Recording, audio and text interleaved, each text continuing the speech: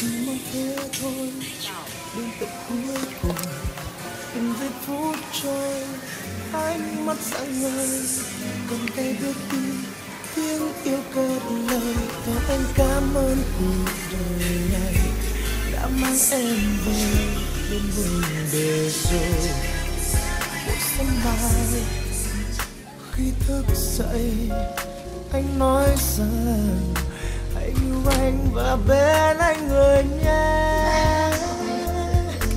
Nắm tay anh thật chặt, giữ tay anh thật lâu, hứa với anh một câu sẽ đi trọn tới cuối con đường.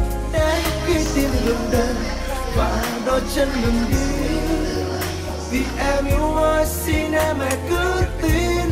Nắm tay nhau thật chặt, giữ tay nhau thật lâu, thề hứa với nhau một câu sẽ đi trọn tới cuối con đường. Đến khi tim ngừng đập và đôi chân ngừng đi, thì đời ta cũng sẽ không xa rời. Rất là mỹ ổn đấy. Qua đi cơ sức là chỉ quá nè. Tặng dừng nó tặng dừng nhau.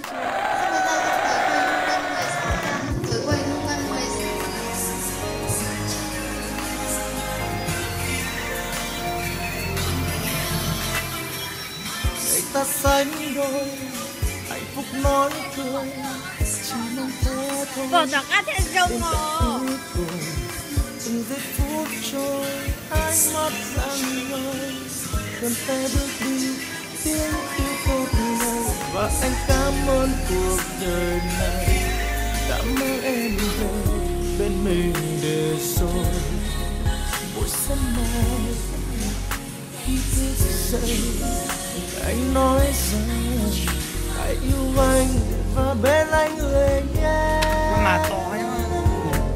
Nắm tay anh thật chặt, giữ tay anh thật lâu, hứa với anh một câu sẽ đi trọn tới cuối con đường. Đến khi tim ngừng đập và đôi chân ngừng đi, vì em yêu ơi xin em hãy cứ tin. Nắm tay nhau thật chặt, giữ tay nhau thật lâu, thề hứa với nhau một câu sẽ đi trọn tới cuối con đường. Đến khi tim ngừng đập và đôi chân ngừng đi, thì đôi ta cũng sẽ không xa rời.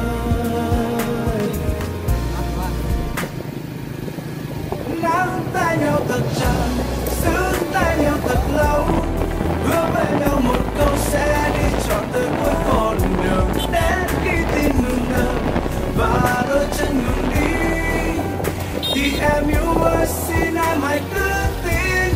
Nắm tay nhau thật chặt, giữ tay nhau thật lâu, hứa với nhau một câu sẽ đi trọn đến cuối con đường. Đến khi tim ngừng đập và đôi chân ngừng đi, thì đôi ta